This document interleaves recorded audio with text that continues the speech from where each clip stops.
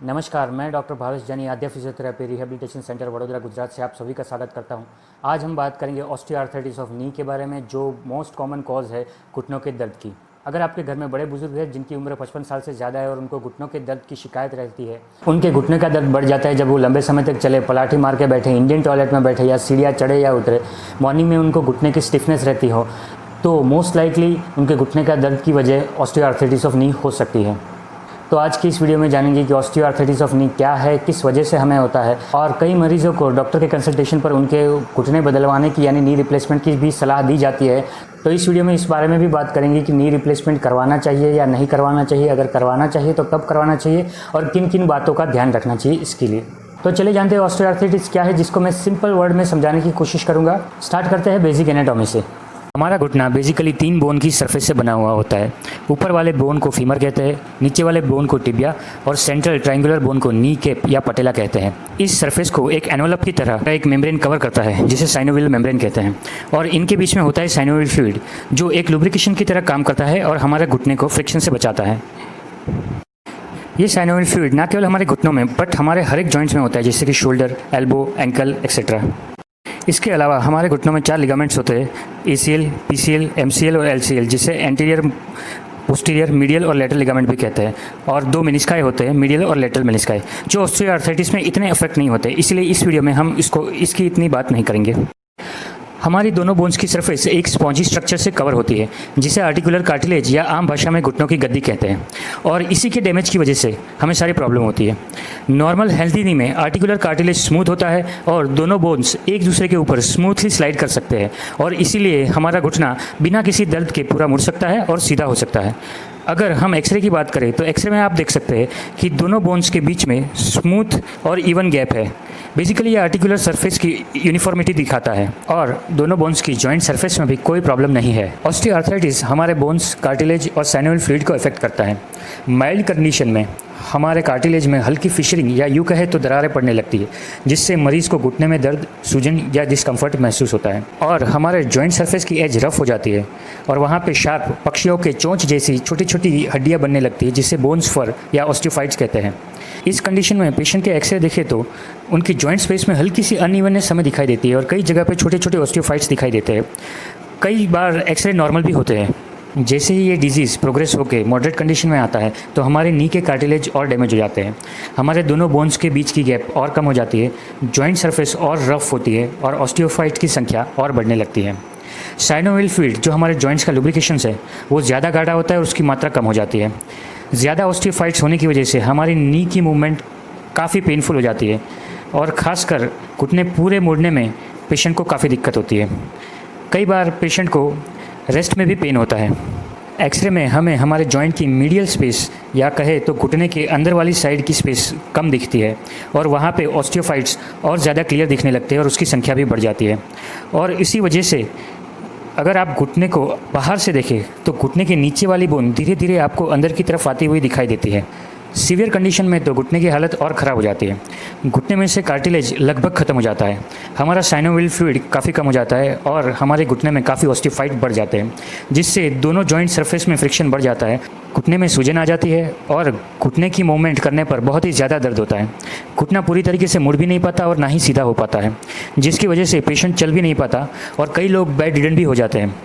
X ray में आप देख रहे हैं कि सीवियर केस में जॉइंट स्पेस बिल्कुल भी नज़र नहीं आती और जॉइंट सरफेस काफ़ी रफ हो जाती है। ऐसे केस में घुटने बाहर से पूरी तरीके से डिफॉर्म हो जाते हैं और पेशेंट हमेशा लंगड़ाते हुए ही बमुश्किल चल पाता है, और खड़े रहने पर भी उनका घुटना कुछ इस तरीके से दिखाई देता है जिसे हमें बो नी कहते हैं।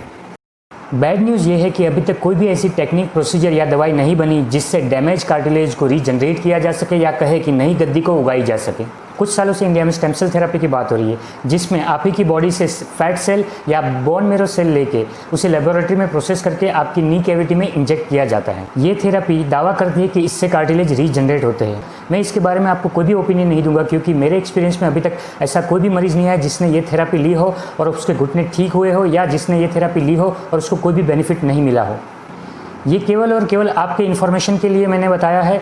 इसके बारे में अगर आप जानना चाहते हो तो आप अपने आप से रिसर्च कर सकते हो। अगर आप ये चाहते हो कि मैं इसके बारे में आपको ज़्यादा बताऊँ तो नीचे कमेंट सेक्शन में मुझे लिख के बता सकते हैं, जिससे मैं इस पर और रिसर्च करूँ और वीडियो बनाऊँ। गुड न्यूज़ ये है कि माइल्ड टू मॉडरेट OA काफ़ी इफेक्टिवली ट्रीट किया जा सकता है बिना सर्जरी के। इसे कंजर्वेटिव मैनेजमेंट कहते हैं। मैं इस वीडियो में अपने प्रेफरेंस के हिसाब से आपको कंजर्वेटिव मैनेजमेंट बताऊंगा, यानी कि जिस कंजर्वेटिव मैनेजमेंट को मैं सबसे पहले प्रीफर करूंगा या करता हूं उसको सबसे पहले बताऊंगा, और सबसे लीस्ट प्रीफर करता हूं उसको मैं सबसे लास्ट बताऊंगा। याद रहे कि ये लिस्ट मैंने अपने एक्सपीरियंस के हिसाब से तैयार की है और ऐसा कोई थंब रूल नहीं है कि आप इसी सीक्वेंस में जाए या इसी तरीके से अपना मैनेजमेंट करें। नंबर 1 है वेट लॉस। अगर आपका वजन ज़्यादा है तो सबसे पहले आपको अपना वजन कम करना है, वरना आप चाहे जितनी भी थेरापी ले लें, जितनी भी एक्सरसाइज कर लें, जितनी भी गोलियाँ खा लें, आपको बिल्कुल भी फ़ायदा नहीं होगा, और फ़ायदा होगा तो टेम्पररी होगा। एक स्टडी के हिसाब से अगर आपने अपना BMI 2 पॉइंट से भी कम किया है तो आपका नी पेन 50% तक रिड्यूस होता है। ये स्टडी सजेस्ट करती है कि वेट लॉस नी पेन के मैनेजमेंट में कितना इंपॉर्टेंट रोल प्ले करता है। तो सबसे पहले आपको डाइट कंट्रोल और एक्सरसाइज से अपना वजन कम करना है। नंबर 2 है फिजिकल थेरेपी या फिजियोथेरेपी।